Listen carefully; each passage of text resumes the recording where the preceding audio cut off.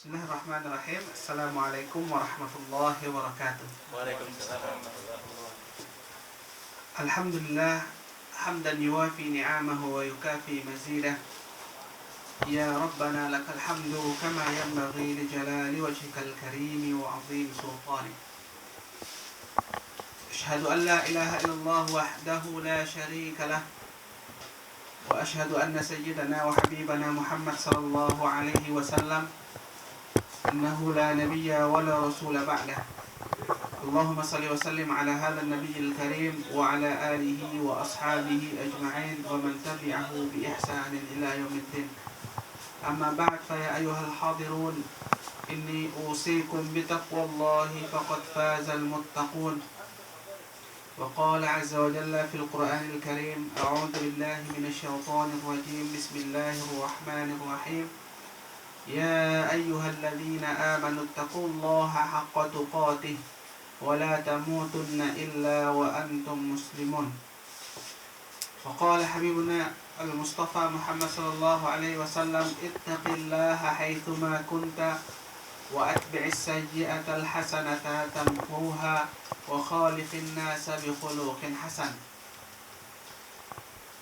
Shadaqallahul azim wa sadaqa nabiyyuna al-karim. Baiklah para ikhwah yang dimuliakan oleh Allah Subhanahu wa taala, saudara-saudaraku seiman, seagama, seislam.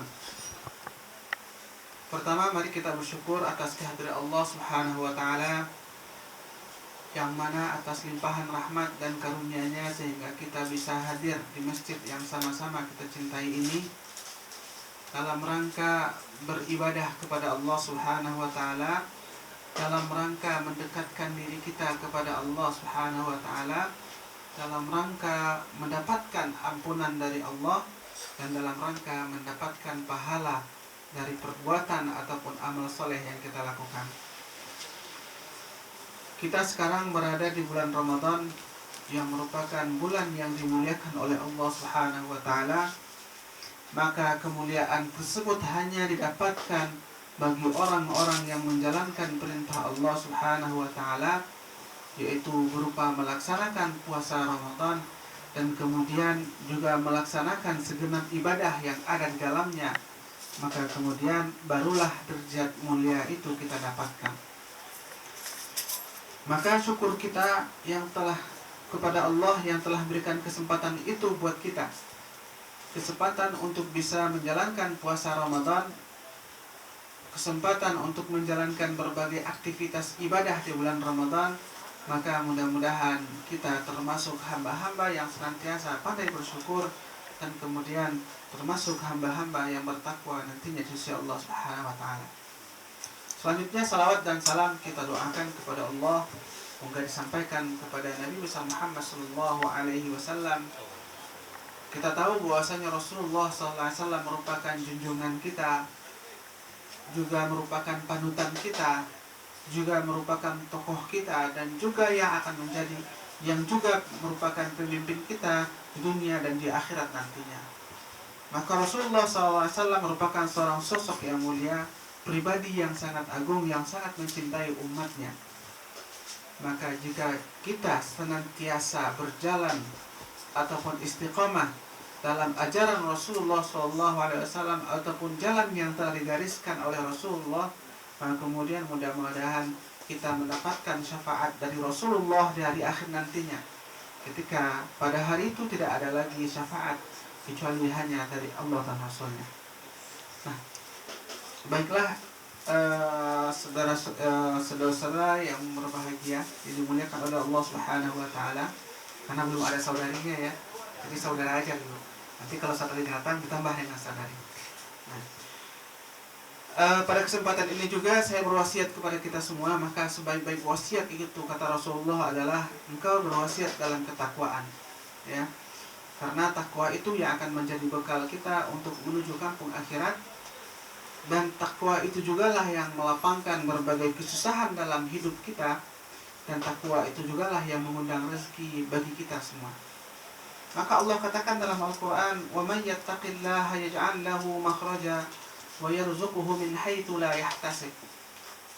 Maka bagi siapa saja yang bertakwa, tidak ada kesusahan dalam hidup, tidak ada halangan ataupun rintangan yang ia hadapi, kecuali dalam permasalahan itu senantiasa Allah sediakan solusi baginya.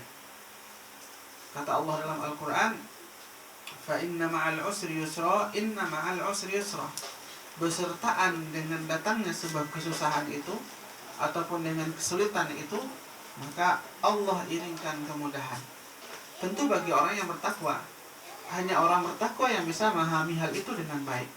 Tapi kalau orang yang tidak bertakwa, setiap permasalahan dalam hidupnya itu hanya akan mengundang galau yang membuat dia kacau, dan ujung-ujungnya frustasi dan diakhiri dengan bunuh diri. Dan itu memang adalah bagi orang-orang yang tidak bertakwa. Tapi kalau bagi orang yang bertakwa, maka dia akan mencoba mengintrospeksi dirinya, karena dia tahu bahwasanya masalah itu adalah ujian dari Allah, dan ketika dia menyadari ketika itu Allah hembuskan, Allah datangkan kepadanya solusi-solusi dalam permasalahan yang dihadapi. Jadi orang yang bertakwa itu hidupnya tenang, ya. Masalah memang tetap ada masalah, tapi kemudian masalah itu bukanlah sesuatu yang berarti, karena itu adalah sebuah ujian dari Allah Subhanahu wa taala ketika Allah ingin meningkatkan derajatnya, ingin menambah rasa kasih sayangnya. Karena Allah dalam sebuah hadis dikatakan, "Idza ahabballahu al-insana fabtala'ahu." Jika Allah kemudian mencintai salah seorang hamba di antara kita ini, maka kemudian terlebih dahulu Allah mengujinya, ya. Begitu juga ya, kita mungkin ketika ingin memilih pasangan, ingin mencintai seseorang dengan sepenuh hati, kita uji dulu, benar nggak dia cinta kepada kita. Bagaimana ujiannya? Mungkin dengan sesuatu yang kita anggap itu akan bisa memperlihatkan bagaimana karakter dia, perasaan dia sebenarnya. Begitu juga dengan manusia. Ketika Allah memberikan ujian kepada seseorang, maka itu tujuannya adalah untuk melihat, benarkah orang itu benar-benar kembali kepada Allah, benarkah orang itu benar-benar memurnikan niatnya kepada Allah, benarkah dia menyerahkan segala urusannya kepada Allah. Dan jika benar, maka ketika itulah Allah memberikan cintanya kepada dia. Nah, cinta itu hanya akan dapatkan bagi orang-orang yang bertakwa tadi. Jadi mudah-mudahan kita semuanya termasuk orang yang bertakwa, karena kita tahu bahwasanya tujuan ataupun salah satu orang maksud dari ibadah puasa itu adalah la'allakum tattaqun. Mudah-mudahan kamu menjadi orang yang bertakwa. Jadi bagaimana jadi salah satu cara menjadi orang yang bertakwa? Ya, dengan melaksanakan puasa yang diperintahkan oleh Allah Subhanahu wa taala, dan kemudian melaksanakan qiyamul Ramadan pada malam harinya. Karena Rasulullah mengatakan, "Man shoma Ramadhana imanan wa ihtisaban, ghufira lahu ma taqaddama min dhanbihi." Siapa yang melaksanakan ibadah puasa dengan sebaik-baiknya, penuh perhitungan, maka kemudian Allah akan mengampunkan dosa-dosanya yang telah terdahulu. Begitu juga dengan orang yang melaksanakan ibadah puasa dan pada malam harinya melaksanakan qiyamul Ramadan. Sesuai dengan hadis Rasulullah, "Man qama Ramadhana imanan wa ihtisaban, ghufira lahu ma taqaddama min dhanbihi." Maka siapa saja yang kemudian menghidupkan, menyemarakkan malam-malam bulan Ramadan, ya, menyemarakkan itu bukan berarti kita berasik-asikan, berparti-parti atau sebagainya, tidak.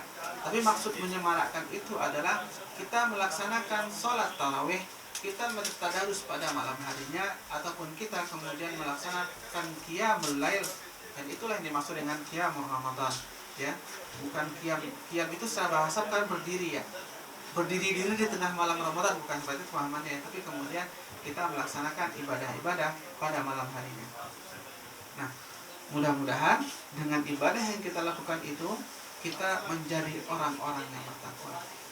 Nah, baiklah ikhwah yang dimuliakan oleh Allah Subhanahu wa taala, ataupun saudara-saudara yang dimuliakan oleh Allah Subhanahu wa taala, ini merupakan sebuah kesempatan yang mulia ataupun sebuah kehormatan juga bagi saya untuk bisa menyampaikan sepatah atau dua patah kata di hadapan kita semua. Yang penting jangan dipatah-patah gitu ya. Nah, tapi ini merupakan sebuah dalam rangka berbagi ilmu di antara kita. Mungkin kita hanya mengingatkan yang lupa, ataupun kemudian memperlancar yang tersendat dari ilmu kita. Karena pada prinsipnya manusia itu harus saling menasehati. tawasau bil haqqi wa tawasau bis sabri. Saling nasihat menasihati dalam kebenaran dan juga saling nasihat menasihati dalam kesabaran. Nah, mungkin wajah saya juga asing ya, karena belum pernah terlihat di Jepang sebelumnya. Nah, saya perkenalkan sedikit, nama Al-Ikhlas Syamsuir. Nah, Al-Ikhlas Syamsuir LCMA. Alhamdulillah diberikan kesempatan untuk melaksanakan ibadah haji tahun 2007 sebagai petugas haji Indonesia dari Kairo ketika itu. Nah, kemudian kelahiran 22 Juni 1985,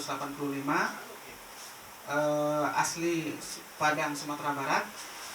Kemudian status menikah dengan 2 orang anak. Tapi kesini sendirian, keluarga tinggal di Indonesia. Nah, kemudian kalau aktivitas pertama sebagai dosen ataupun tenaga pengajar di Sekolah Tinggi Agama Islam Negeri Batu Sangkar, yaitu di sebuah sekolah perguruan tinggi di Sumatera Barat. Kemudian juga sebagai dosen Sekolah Tinggi Ilmu Tarbiyah di Nia Putri Padang Panjang. Itu juga sebuah perguruan tinggi di Padang Panjang, Sumatera Barat. Kemudian sebagai koordinator dai Dompet Duafa untuk wilayah Sumatera Barat. Dan kemudian juga sebagai anggota dari Asosiasi Dai Ambasador ataupun dai tahunan yang dikirim ke luar negeri oleh Dompet Duafa. Dan ini adalah tahun kedua saya ikut. Tahun kemarin yang juga merupakan tahun pertama itu ke Filipina, tepatnya Filipina Selatan, Mindanao, juga ditugaskan selama Ramadan. Dan tahun ini ke Jepang. Tahun kemarin kalau nggak salah yang dikirim ke sini oleh Dompet Duafa namanya Ustadz Amin Munawar.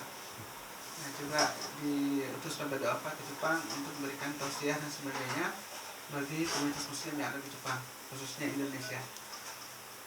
Kemudian kedatangan ke Jepang baru Kamis, pada Kamis kemarin, tepatnya jam 9, yang dijemput oleh Mas Gerard ya, selaku ketua Dompet Duafa, branch manager ya Dompet Duafa di Jepang, dan kemudian menginap di Ogawa ya, di Machida tempatnya Mas Bo. Nggak masalah Mas, iya di sana ya Mas ya, asrama asramanya Mas Bo, ketuanya di sana beliau gitu. Nah, jadi kalau di sana saya jadi anggota, di sini jadi asisten. Nah, kemudian kalau pendidikan dulu aliyah di MAKN Kota Baru Padang Panjang, atau dahulu namanya MAPK, itu sebuah sekolah pesantren yang dimiliki oleh DEPAK, seperti Departemen Agama. Nah, kemudian melanjutkan studi ke Al-Azhar University di Kairo, masuk 2003, selesai 2007. Tapi kemudian melaksanakan ibadah haji, juga menikah di sana, lahir anak pertama di Kairo, dan kemudian sempat mengenyam pendidikan S2 1 tahun. Tapi kemudian niatnya ingin balik ke Kairo karena tiketnya udah return juga. Orang tua tidak mengizinkan kondisinya ketika itu, maka ambil S2 di Indonesia saja. Baru kemudian 2011 ikut program S2, 2013 selesai di Institut Agama Islam Negeri Imam Bonjol Padang. Jurusannya Syariah Islamiyah ataupun Hukum Islam. Oke, baiklah para ikhwah yang dimuliakan oleh Allah Subhanahu Wa Taala. Mungkin cukup itu perkenalan ya. Mungkin cukup itu yang perlu dikenalkan. Nah, nanti kalau ada yang perlu ditanyakan silahkan. Nah, tapi kemudian tema tausiah kita ini adalah menjaga salat. Ya. Kita tahu bahwasanya salat itu merupakan salah satu dari rukun Islam, dan kemudian rukun kedua dari rukun Islam. Ya. Rukun Islam kita ibaratkan dengan 5 jari. 5 jari yang kemudian menggenggam sebuah mikrofon. Nah, kalau seandainya syahadat itu adalah jempol, salat adalah telunjuk, dan kemudian jari tengah itu adalah zakat, dan kemudian puasa, dan terakhir adalah haji, maka ketika kita bisa memegang mikrofon ini dengan 5 jari tersebut, maka kuatlah pegangan kita. Artinya ketika kita melaksanakan kelima rukun Islam ini dengan baik, maka kemudian sempurnalah keislaman kita. Nah, seperti ini. Tapi kemudian bukan berarti ketika kita tidak melaksanakan ibadah haji, tidak berpuasa ataupun tidak berzakat, itu kita tidak Islam. Ya.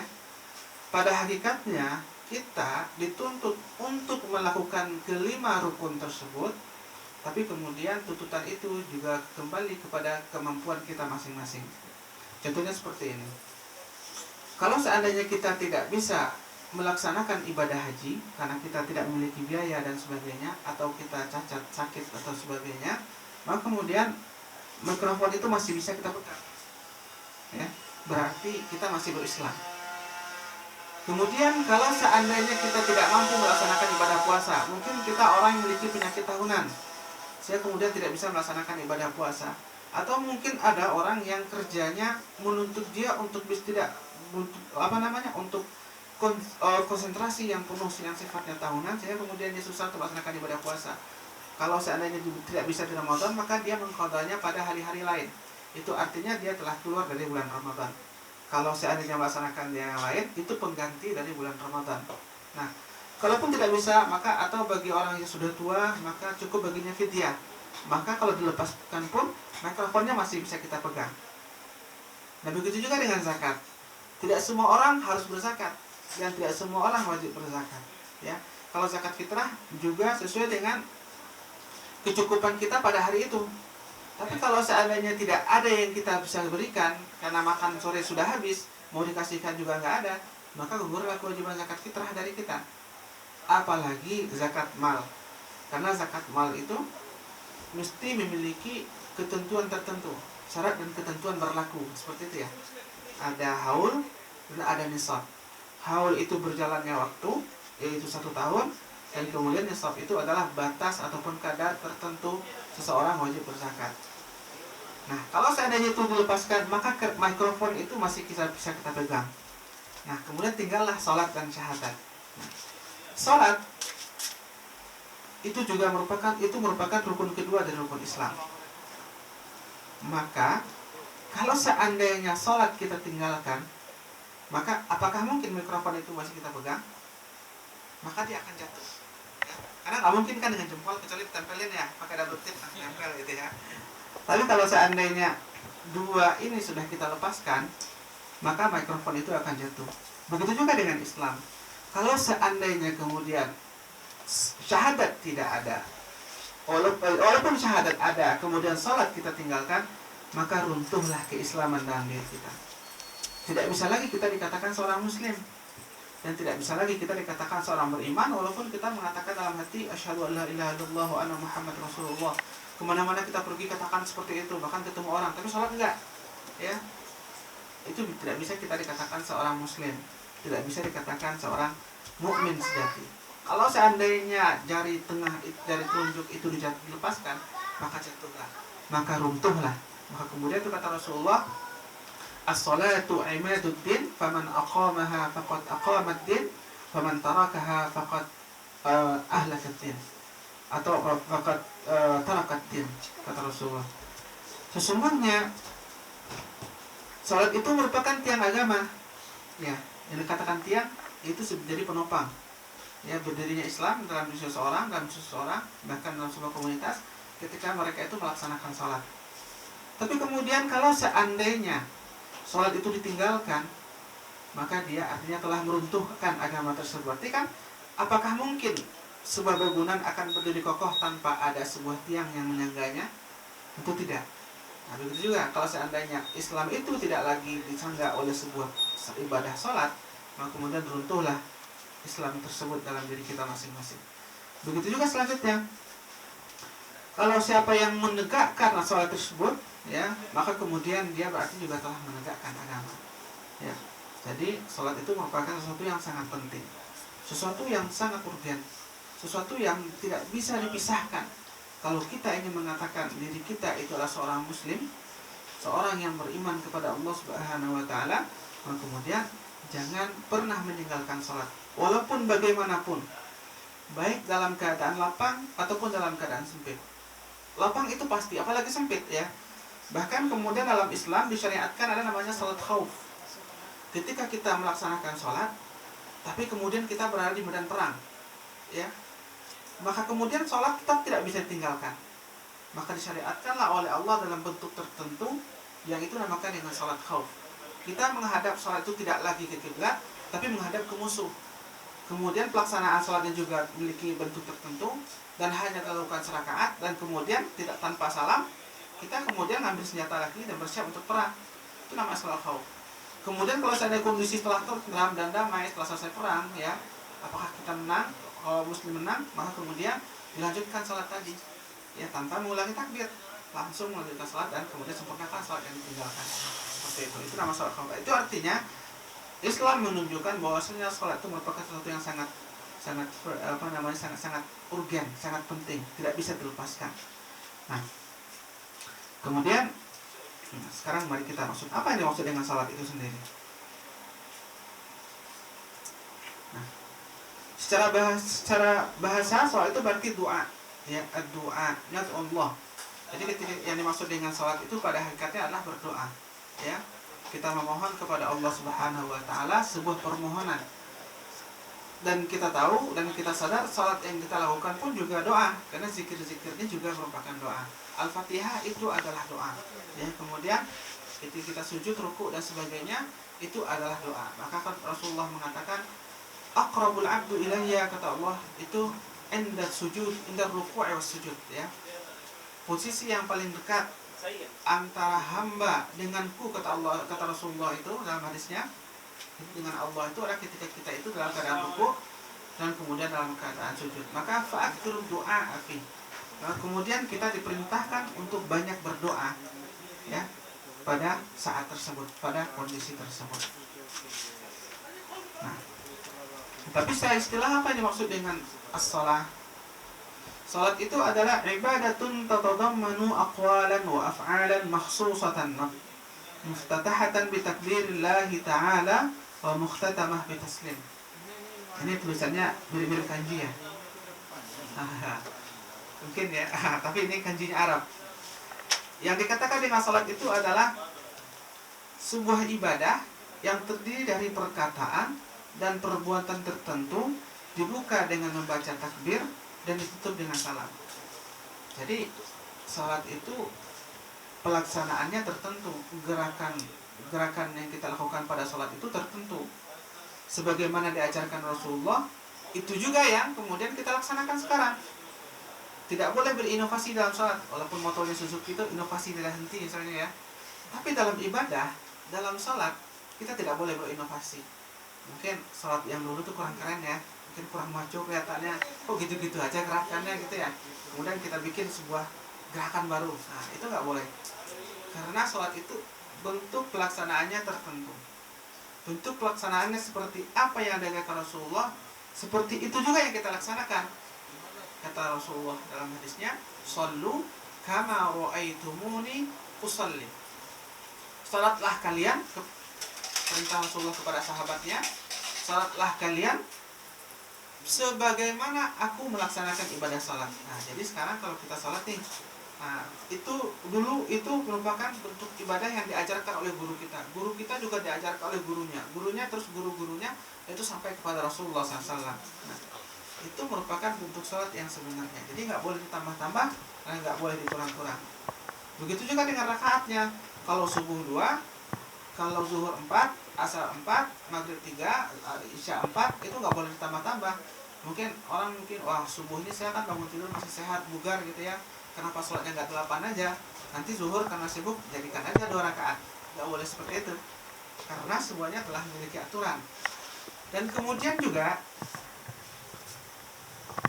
dalamnya itu ada perkataan tertentu yang makhsusah. Maka dalam sholat ada doa-doa, ada ayat-ayat yang diwajibkan dan juga dianjurkan, ya, ataupun disunnahkan. Pertama, bacaan-bacaan zikir itu juga telah digariskan oleh Rasulullah SAW atau diajarkan oleh Rasulullah, diantaranya Kabira walhamdulillahi katsira, itu memang ada riwayatannya. Kemudian membaca Al-Fatihah yang merupakan salah satu rukun salat itu wajib. Kalau seandainya seseorang tidak membaca Fatihah dalam salatnya, maka berarti dia tidaklah salat. La salata liman la yaqra'u fihi al-Fatihah. Maka tidak ada salat bagi orang yang tidak membaca surah Al-Fatihah di dalamnya.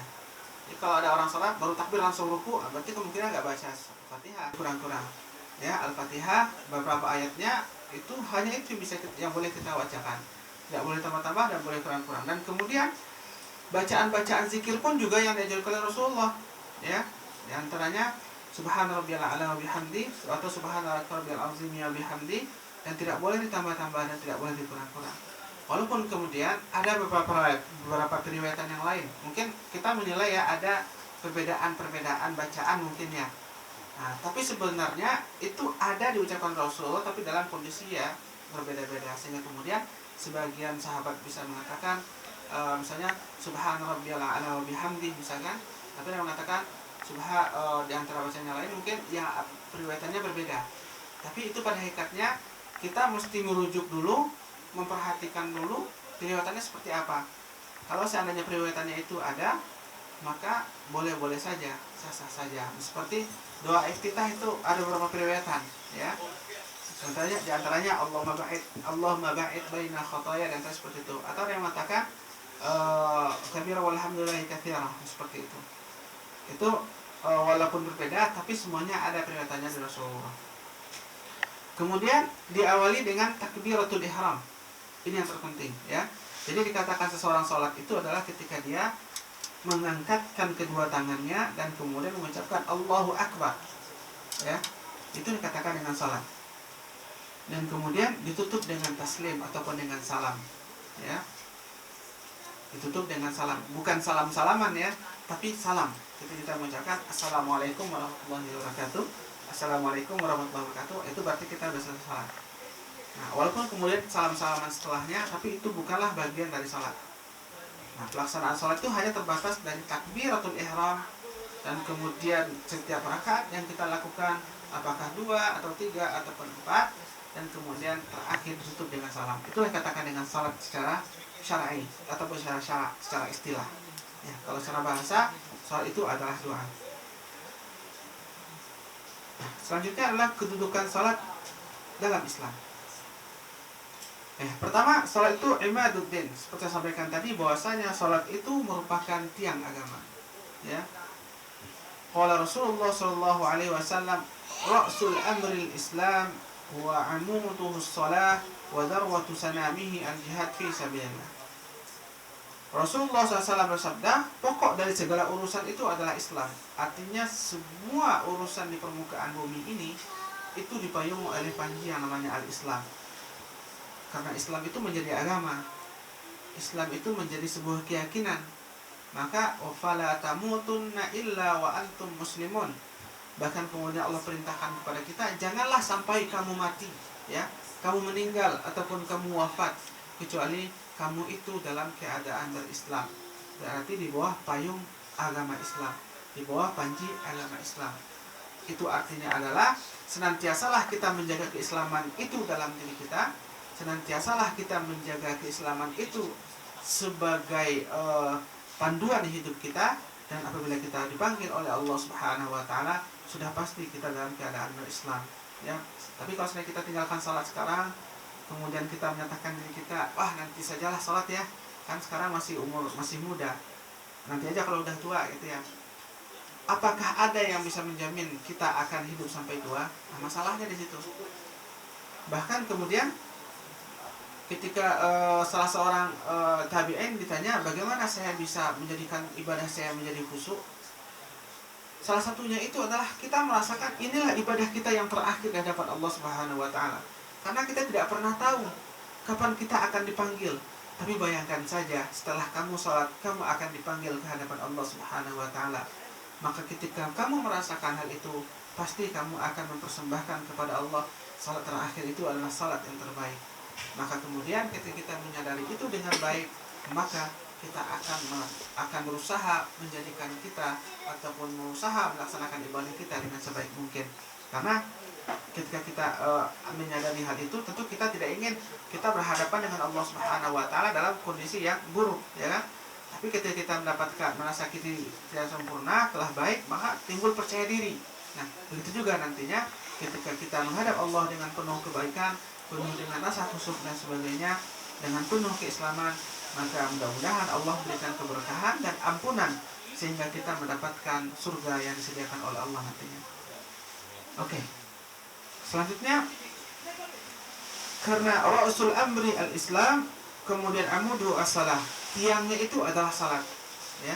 Kalau seandainya ibaratkan Islam itu menjadi atap yang memayungi apa yang ada di bawahnya, atap yang menjadi pelindung dalam kehidupan kita, maka kemudian atap itu mesti didirikan dengan tiang-tiang. Ya. Kalau seandainya tiangnya berbentuk lingkaran, maka setidaknya ada 5 tiang yang menyangganya sehingga atap itu kemudian menjadi kokoh dan kuat. Tapi kalau seandainya tiangnya itu keropos, ya, mungkin sholat kita tidak sempurna. Berarti ibaratkan tiang kita itu keropos. Maka kemudian suatu saat nanti tiang itu akan hancur, maka runtuhlah keislaman. Orang kalau seandainya tidak dengan hatinya melaksanakan ibadah sholat, hanya yura'unan nas, agar dia dilihat oleh orang lain, maka ibadahnya itu tidak akan bertahan lama. Maka tiang yang keropos tadi tidak akan bertahan lama.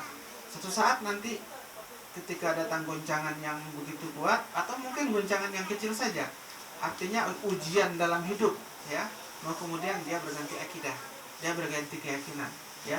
Ketika sholatnya keropos, diiming-imingi harta ataupun diiming-imingi jabatan, tapi syaratnya mau nggak kamu ganti agama, meninggalkan sholat, mau nggak?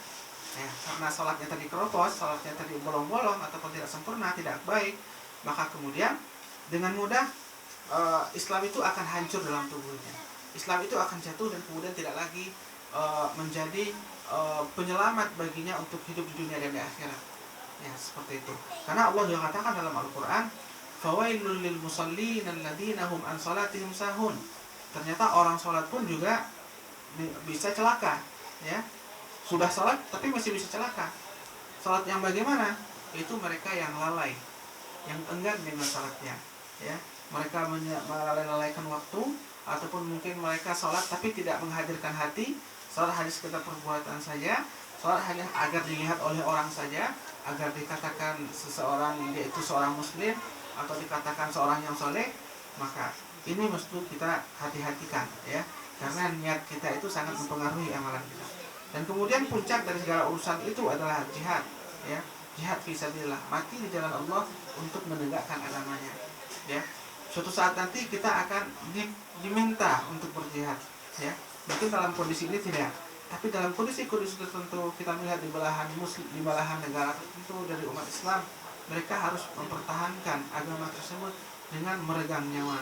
Nah, itu merupakan sebuah amalan yang sangat tinggi di sisi Allah Subhanahu wa taala. Maka kemudian dijanjikan siapa saja yang syahid di jalan Allah Subhanahu wa taala, la jazaa'a lahu illal jannah, ya. Orang yang benar-benar syahid di jalan Allah dengan niat yang benar-benar murni, pure for Allah, hanya untuk Allah Subhanahu wa taala, maka kemudian bahkan amalannya itu tidak dihisab tapi langsung dimasukkan Allah ke surga. Maka darwatu sanamihi al-jihad. Ya.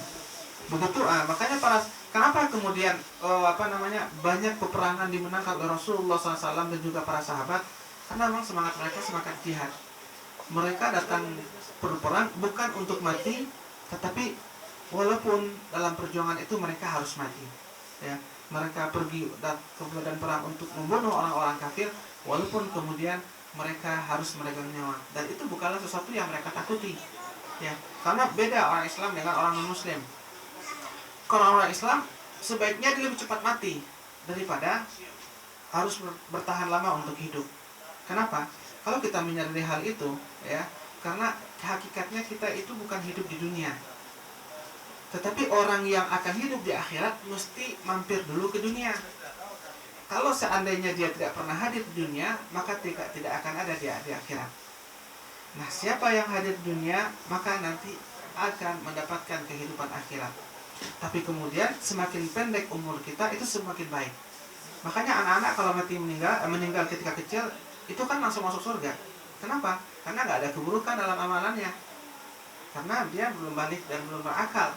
Tapi kalau kita semakin lama, semakin banyak dosa yang kita lakukan, semakin banyak hal yang kita saksikan, semakin banyak kesalahan yang kita lakukan, itulah yang kemudian menghantarkan kita ke neraka, ya. Tapi caranya kalau seandainya kita tapi kalau sebaliknya kita banyak berbuat pahala, kemudian menabung berbagai kebaikan, maka itu yang mengantarkan kita ke surga. Itu artinya adalah pahala itu kemudian menjadi sebuah hal yang dapat mensucikan jiwa kita. Karena memang pada hakikatnya kita manusia tidak pernah luput dari perbuatan dosa.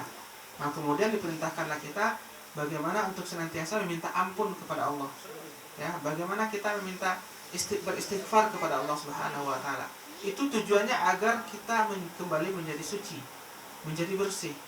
Innallaha thayyib wa la yaqbalu illa thayyib. Allah itu maha suci dan Allah tidak akan menerima kecuali jiwa-jiwa yang juga suci. Artinya kalau seandainya kita berdosa, jiwa kita kotor. Ya, kalau Imam Al-Ghazali itu mengibaratkan hati itu atau jiwa manusia itu seperti kaca yang bersih, yang tembus pandang.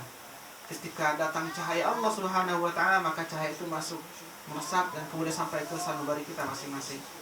Tapi kemudian ketika kita melakukan perbuatan dosa, ya, maka timbullah bintik-bintik hitam dalam di atas kaca tersebut. Ya, satu dosa, satu bintik. Besar dosanya, besar juga bintiknya. Tapi kemudian kaca itu juga memiliki batas, ya. Karena jiwa manusia itu memiliki batas. Nah, ketika seandainya jiwa tersebut atau kaca tersebut telah dipenuhi oleh noda-noda hitam, maka cahaya itu tidak akan lagi menembus sanubari kita masing-masing. Maka artinya adalah tidak ada lagi petunjuk atau hidayah yang turun ke hati kita masing-masing, karena Allah katakan khatamallahu ala qulubihim, karena Allah kemudian telah menyegel ataupun telah mencap ataupun telah mengunci mati hati mereka masing-masing, maka tidak ada jalan untuk kembali kecuali hanya ke neraka. Nah, tapi kalau kita menyadari satu bintik hitam, kemudian kita beristighfar, maka bersih lagi. Dengan taubat, dengan istighfar, itu akan hilang lagi, akan bersih lagi, dan kemudian kembalilah kaca itu seperti bagaimana dia dilahirkan ke permukaan bumi, ya. Karena kita tahu bahwasanya kita manusia ketika dilahirkan itu dalam keadaan suci, alal fitrah, ya, dalam keadaan bersih. Maka kemudian kita sendirilah yang mengotorinya, ya. Dan kita pun juga dipengaruhi oleh lingkungan kita masing-masing. Fa abawahu yuhawidanihi aw yunasiranihi aw yumajjisani. Maka kemudian orang tua kita ataupun artinya adalah lingkungan kita yang akan menjadikan kita itu menjadi seorang Nasrani atau Yahudi atau Majusi, menjadi seorang preman, seorang ustadz, seorang yang soleh, seorang yang baik, seorang yang gadungan dan sebagainya. Itu juga dipengaruhi oleh lingkungan kita masing-masing. Makanya sebuah pepatah Arab mengatakan al-insanu ibnul bi'ah. Ya, manusia itu adalah anak dari lingkungannya. Ya, kalau kita tinggal di lingkungan baik, pasti kita baik insyaallah. Tapi kalau seandainya kita di lingkungan buruk, pasti kita akan ke bawah-bawah. Kalau kata orang ya, pepatahnya, kalau kita berteman dengan orang tukang besi, setidaknya kita kena bau besi. Ya, walaupun kita nggak ikut bekerja dengan dia, kita kena bau besinya. Begitu juga kalau seandainya kita berteman dengan orang yang jualan parfum, walaupun kita nggak dikasih parfum, tapi kita bisa kena harumnya. Nah, begitu juga. Ini yang perlu kita cermati. Nah, baiklah ikhwah yang dimuliakan oleh Allah Subhanahu wa taala. Itu pertama. Soal itu adalah tiang agama. Kemudian yang kedua adalah, ini ada juga Rasulullah dikatakan, An Ibnu Umar radhiyallahu anhu qala qala Rasulullah sallallahu alaihi wasallam, bunyal Islamu ala khamsin syahadati anna la ilaha illallah wa anna Muhammad Rasulullah wa iqamis shalah wa ita'iz zakata wal hajj wa shaum Ramadan. Jadi dijelaskan di sini Islam itu memiliki 5 pilar, ya. 5 pilar, yaitu yang pertama syahadat, yang kedua salat, yang ketiga zakat, yang keempat haji, yang kelima adalah puasa Ramadan. Ini hadis yang berbeda. Tapi dari selain dikatakan haji puasa Ramadan dulu baru kemudian haji, ya. Redaksinya sama, maknanya sama walaupun redaksinya berbeda. Nah, selanjutnya salat merupakan ibadah yang pertama diwajibkan dengan dijemput ke Sidratul Muntaha, ya. Kita ingat dengan peristiwa Isra Mi'raj Rasulullah SAW, yang mana Rasulullah diperjalankan dari Baitul Haram, yaitu Makkah Al-Mukarramah, ke Baitul Maqdis, ya, pada malam hari, dan kemudian dari situ naik ke langit. Tujuannya adalah untuk menjemput perintah salat, ya. Dalam sebuah hadis dikatakan, qala Anas, furidat salatu ala Nabi sallallahu alaihi wasallam lailata asra bihi 50, thumma naqisat hatta ja'alat 5, ثم نودي يا محمد إنه لا يبدل القول لدي وإن لك بهذه الخمس 50. رواه أحمد والنسائي والترمذي وسنده صحيح وصححه, artinya disahihkan oleh mereka. Nah, Anas mengatakan bahwasanya Rasulullah pernah bersabda, sesungguhnya salat itu diwajibkan kepada Muhammad, yaitu kepada kaumnya, kepada umatnya, ya. Karena Rasulullah itu tidak memiliki kaum, Rasulullah itu memiliki umat, ya. Maka apa yang dikhitabkan Allah kepada Muhammad itu berarti juga dikhitabkan kepada umatnya. Apa yang diperintahkan Allah kepada Rasulullah SAW, maka kemudian juga itu merupakan perintah kepada umat manusia ataupun umat Muhammad SAW, kecuali yang ditaksiskan atau yang dibedakan atau yang dikhususkan kepada Nabi. Artinya hanya perbuatan-perbuatan tertentu. Contohnya, kalau Rasulullah itu wajib untuk melaksanakan salat tahajud. Wa minal laili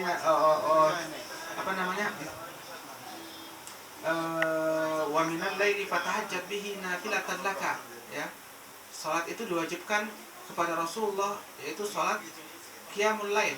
Tapi bagi umatnya itu tidak diwajibkan, ya. Kita hanya diwajibkan salat itu 5 rakaat, 5 waktu. Tapi bagi Rasulullah salat tahajud itu diwajibkan baginya. Tapi bagi kita umatnya hukumnya hanya sunnah, ya, sesuatu yang dianjurkan agar kita meniru perbuatan Rasulullah. Atau contohnya Rasulullah menikah bahkan lebih dari 4 orang istrinya. Bukan berarti boleh kita tiru, ya. Itu hanya khusus bagi Rasulullah. Boleh kita meniru, tapi kita hanya sampai 4, ya. Fankihu ma tabalakum minan nisa'i mathna wa thulatha wa ruba'. Sampai 4 saja. Nikahilah dari perempuan-perempuan itu 1, 2, 3, 4, ya. Fa in khiftu alla ta'dilu, 1, 2, 3, 4. Fa in khiftu alla ta'dilu fawahidatan aw ma malakat aymanukum. Tapi kalau seandainya kemudian kita khawatir untuk tidak bisa berbuat adil, ya, tidak bisa berbuat seimbang kebutuhan antara satu istri dengan yang lainnya, bahkan kemudian khawatir mereka akan berantem, gitu ya, karena saling cemburu dan sebagainya, maka lebih baik kita nikah dengan 1 orang saja, ya. Fawahidatan aw ma malakat aymanukum, atau kemudian dari budak-budak yang kita miliki itu cukup, ya. Artinya tidak boleh kalau seandainya akan menimbulkan mafsadah yang besar, malah kemudian akan tidak menciptakan keluarga yang harmonis, tapi malah keluarga yang ramai, maksudnya berantem sana sini saja atau ada cemburu sana sini, maka kemudian itu lebih baik tidak, ya. Maka cukup 1 saja. Tapi kalau seandainya memang bisa, ya nggak masalah, ya, silahkan saja seperti itu. Nah, kemudian tadi yang pertama, salat itu diwajibkan 50 waktu, ya. Dalam hadis yang panjang ini diceritakan, ya, bagaimana kemudian ketika Rasulullah sampai kepada Nabi Adam sampai Nabi selanjutnya, bagaimana itu mereka mengatakan, salat itu sungguh berat bagi umatmu, mintalah kepada Allah agar itu diringankan. Lalu kemudian Rasulullah naik lagi sampai kemudian sampailah kalam terakhir ataupun perkataan terakhir hanya 5 waktu saja. Tapi apa kata Allah kemudian? Ya Muhammad innahu la yubaddalul qawla. Wahai Muhammad, perkataan ini atau keputusan ini, ketetapan ini tidak bisa lagi dirubah-rubah. Dan itu adalah ketetapanku bagi umatmu. Salat 5 waktu itu sama artinya kamu dengan melaksanakan salat 50 waktu. Nah, jadi seperti itu. Yang awalnya itu adalah 50 waktu, tapi kemudian Allah syariatkan kepada umat Muhammad hanya 5 waktu sebagai pengganti dari 50 waktu. Nah, dan ini juga lah perintah yang satu-satunya dijemput oleh Rasulullah SAW langsung ke langit, ya, ke Sidratul Muntaha. Sedangkan perintah yang lain itu diturunkan, ya. Artinya malaikat Jibril mengambil perintah dari Lauhil Mahfuz ataupun min bait dari Sama'id Dunya atau Baitul Izzah, kemudian diturunkan kepada Rasulullah SAW. Perintah puasa, perintah zakat, perintah haji dan semuanya itu diturunkan. Tapi kemudian perintah salat itu dijemput. Itulah istimewanya salat, karena salat itu menjadi tiang agama. Nah,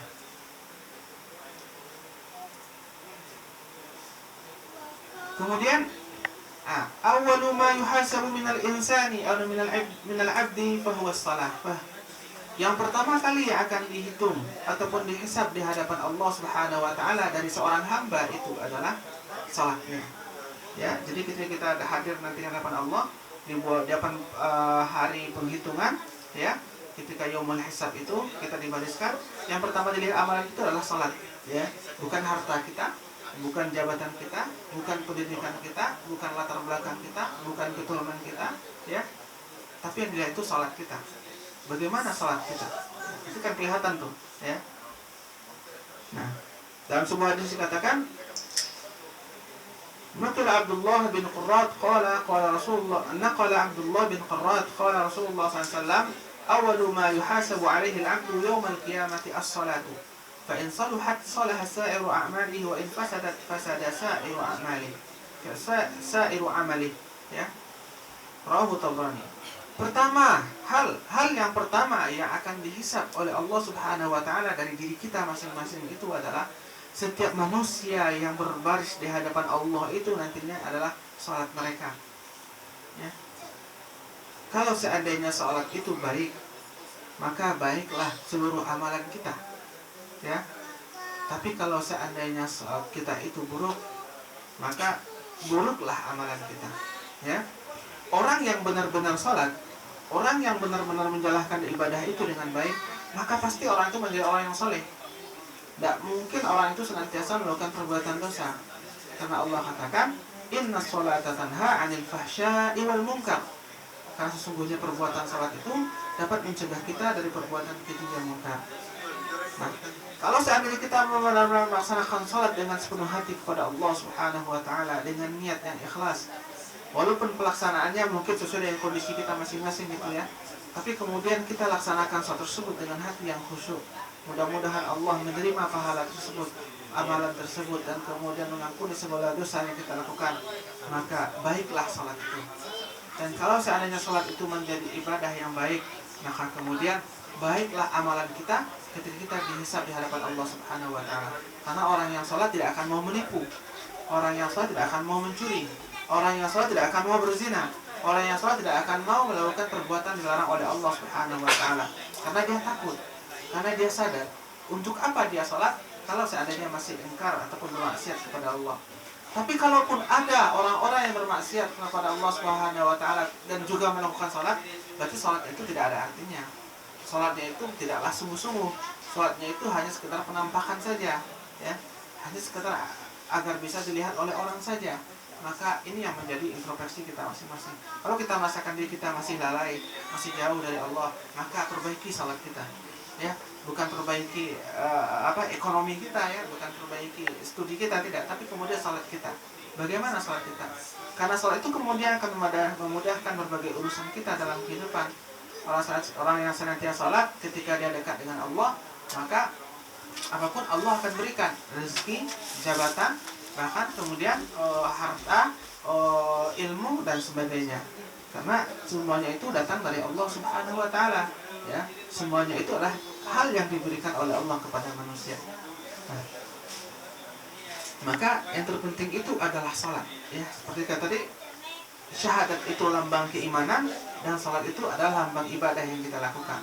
Maka kalau seandainya iman tanpa amal itu tidak ada artinya, dan amal tanpa iman itu sia-sia. Ya, jadi kalau kita lihat pun orang-orang non-Muslim, ya, orang Jepang ataupun orang Amerika dan sebagainya, mereka menderma, menyumbang dan sebagainya, menampakkan akhlak-akhlak tertentu, tapi itu tidak ada artinya, tidak akan ada nilai ibadahnya, tidak ada pahalanya, karena toh mereka tidak yakin dengan orang yang ataupun zat yang akan memberikan pahala tersebut. Ya, dia melakukan kebaikan, tapi dia tidak yakin dengan kebaikan tersebut akan dibalasi, artinya dia tidak beriman, maka tidak ada artinya. Tapi kemudian kalau kita beriman pun tapi tidak melakukan amalan-amalan tertentu yang setelah diwajibkan oleh Allah Subhanahu wa taala, tidak menjauhi hal-hal yang dilarang oleh Allah Subhanahu wa taala, kemudian itu juga tidak akan banyak memberikan pengaruh pada diri kita. Maka semestinya beriman dan beramal, ya, itu harus sejalan dan harus setara. Seperti itu. Kemudian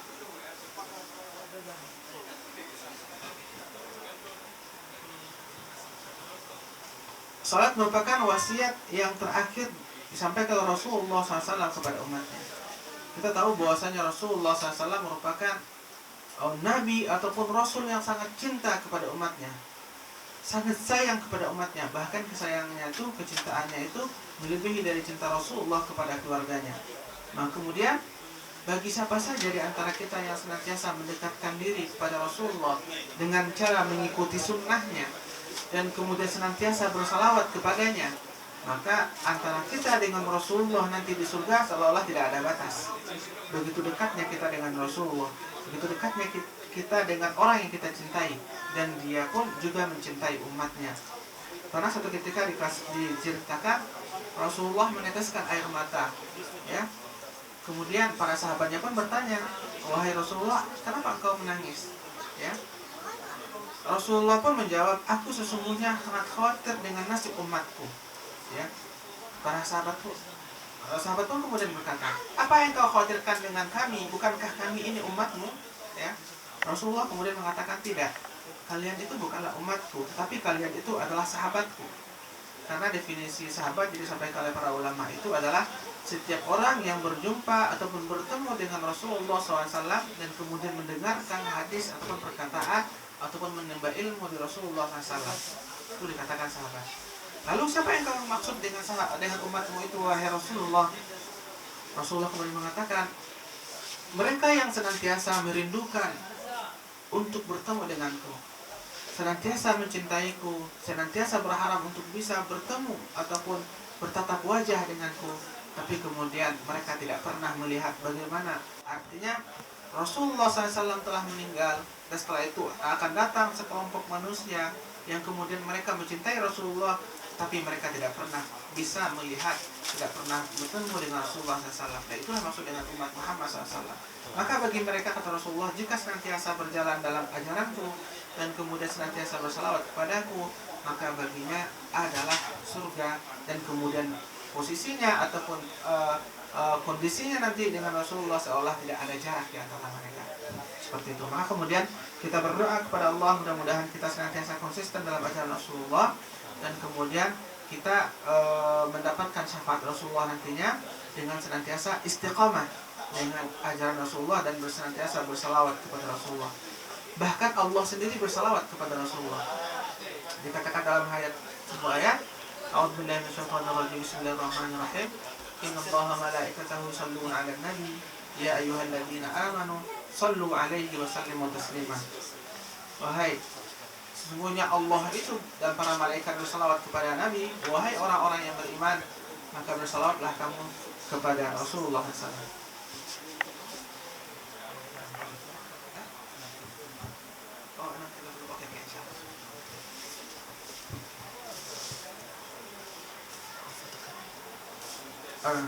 Baiklah, ikhwan yang dimuliakan Allah Subhanahu wa taala. Nah, ini hadisnya. Huwa yalfus anfusahu al-akhirah as-salatu wa ma malakat aymanukum wa hiya al-akhir ma yufqadu min ad-dini fa in dha'at dina kullah. Ya. Kalau sebuah hadis katakan pada hari-hari terakhir Rasulullah akan meninggal itu salat dan budak yang kamu miliki. Dua hal terakhir yang terkikis dari umat agama ini nantinya adalah yang pertama salat yang ditinggalkan oleh pemeluknya, dan itu artinya maka hilanglah agama. Ya, ketika Al-Quran itu hanya sekedar tulisan saja, dan kemudian Islam itu hanya sekedar nama saja, maka ketika itu salat tidak lagi menjadi sebuah aktivitas ataupun ibadah yang dilakukan oleh umatnya ataupun pemeluknya. Ya, apabila itu telah ditinggalkan, maka runtuhlah agama. Dan kalau seandainya runtuhnya agama, hilanglah agama, berarti itu pertanda semakin dekatnya hari kiamat. Ya, itu pertanda semakin dekatnya hari kiamat. Oke, selanjutnya salat itu mencegah manusia dari perbuatan keji dan mungkar, sebagaimana Allah katakan, wa aqimus salata innas salata tanha 'anil fahsya'i wal munkar. Salat itu dapat mencegah kita dari perbuatan keji dan mungkar. Itu perbuatan-perbuatan yang dilarang oleh Allah Subhanahu wa taala. Selanjutnya, salat dapat menghapus dosa yang dilakukan antara satu salat dengan yang lainnya. Ya. dalam hadis katakan as-salatu khams wal jum'atu ila al-jum'ati kafaratun lima bainahunna ma lam tahush al-kaba'ir. Ya.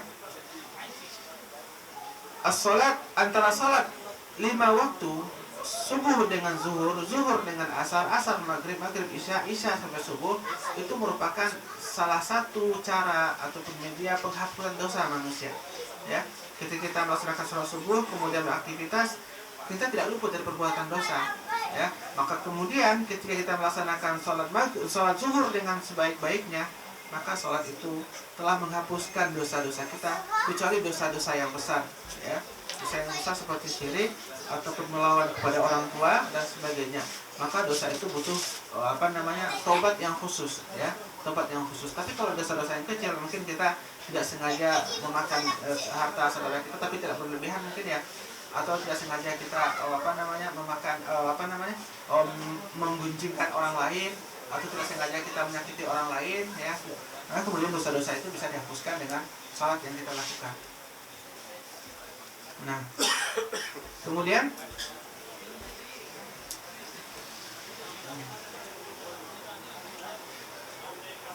ini diantaranya salat subuh itu disaksikan oleh para malaikat. Dalam ayat dikatakan Aqimus sholata liduluki syamsi ila wasaqil laili wa qur'anal fajr inna qur'anal fajri kana mashhuda. Jadi salat subuh itu disaksikan oleh para malaikat. Ini merupakan salah satu bentuk keutamaan dari salat subuh, yaitu salat yang kita lakukan di pagi hari.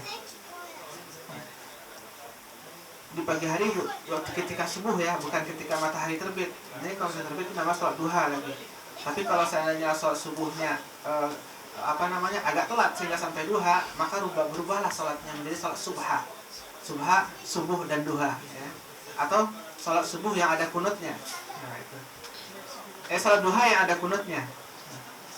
Kemudian hukum salat, ya, kita tahu bahwasanya salat itu wajib, maka tidak boleh ditinggalkan. Ketika seseorang telah balik, telah berakal, maka kemudian tidak boleh bagi dia untuk meninggalkan salat. Ini penting. Ini dalilnya qat'i subut dan qat'i tilalah. Artinya dalilnya itu sangat kuat, baik dari segi Al-Qur'an ataupun sunnah, bahkan juga dari perbuatan Rasulullah SAW. Juga mencontohkan bagaimana salat itu wajib. Selanjutnya ya, ini antara dalil wajibnya salat, aqimus sholata wa atuz zakata warka'u ma'ar raki'in. Ya, berikanlah salat dan berikanlah zakat, dan kemudian ruku'lah kamu sama orang-orang yang ruku'. Nah, ini juga hadisnya, innani anallahu la ilaha illa ana fa'buduni wa aqimis sholata lidzikri. Sesungguhnya ini aku adalah Allah, ya, yang merupakan Tuhan bagi kalian, ya, maka sembahlah aku dan dirikanlah salat untuk mengingatku. Artinya salat yang kita laksanakan itu adalah dalam rangka mengingat Allah Subhanahu wa ta'ala, agar kita jangan lupa dengan Allah yang telah menciptakan kita, agar kita jangan lupa dengan Al-Khaliq yang telah menciptakan manusia ini. Nah, jadi tujuan dari kita salat itu agar ingat kepada Allah. Ketika kita ingat kepada Allah, maka kita ingat bahwasanya kita ini hanyalah seorang hamba, seseorang makhluk yang hina, seseorang yang hanya hidup sementara di dunia, dan seseorang yang akan kembali ke kampung akhirat nantinya. Itu yang setidaknya itu mengingatkan kita ketika salat. Kemudian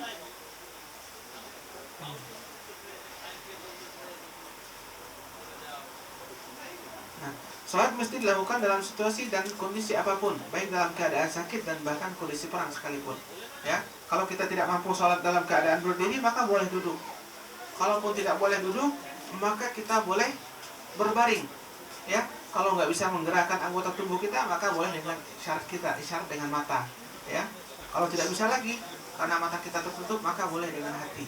Artinya kita tetap melaksanakan ibadah salat itu bagaimanapun kondisi kita. Tapi kalaupun nggak bisa, berarti kita telah mati. Artinya tidak lagi kita melaksanakan sholat, tapi kita semestinya disolatkan. Nah, seperti itu. Tapi selagi dia bernafas, selagi sadar dengan dirinya, maka tidak boleh meninggalkan kewajiban sholat kapanpun dan dimanapun. Seperti itu. Mungkin dalam kondisi tertentu ada, ya. Misalnya kita dalam perjalanan atau kita dalam kondisi terpaksa, boleh kita mengganti sholat atau melaksanakan sholat dalam keadaan isyarat, tapi kemudian menggantinya ketika kita melaksanakan ketika kita memiliki waktu luang, ya. ketika telah sampai istirahat dan sebagainya, kemudian sholat seperti itu demi menghormati waktu. Nah, hafizu ala salawati wa salatil wusta wa qumu lillahi qanitin. Peliharalah semua salatmu dan peliharalah salat al-wusta. Ya, berdirilah untuk Allah dalam salatmu dengan khusyuk. Ya. Ada ulama mengatakan menafsirkan salat wusta itu adalah salat asar. Salat asar itu salat yang sangat kita jaga waktunya, seperti itu. Makanya kemudian ulama ada yang bagi waktu pelaksanaan salat asar, ada yang waktu lebih utama, waktu yang waktu yang biasa-biasa saja, dan kemudian dianggap waktu yang lalai, seperti itu. Kemudian sampai setengah 7 ya. Oke, sedikit lagi.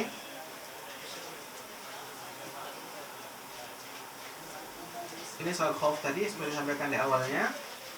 Bagaimana kita melaksanakan salat khauf bahkan dalam kondisi berperang pun, ya. Ketika kita merasa nyawa kita terancam, kalau waktu sholat datang tetap sholat, ya. Bahkan kemudian kalau kita pun mati dalam keadaan sholat, maka itu lebih baik, ya. Karena kita mati dalam keadaan menyembah Allah Subhanahu wa taala. Nah, kemudian Islam memberikan peringatan yang keras bagi orang yang melalaikan salat, apalagi orang yang meninggalkan salat, ya. Nah, ini fawailul lil musallin alladziina hum an salatihim sahun. Maka celakalah bagi orang-orang yang salat, yaitu mereka yang lalai dengan salatnya. Nah.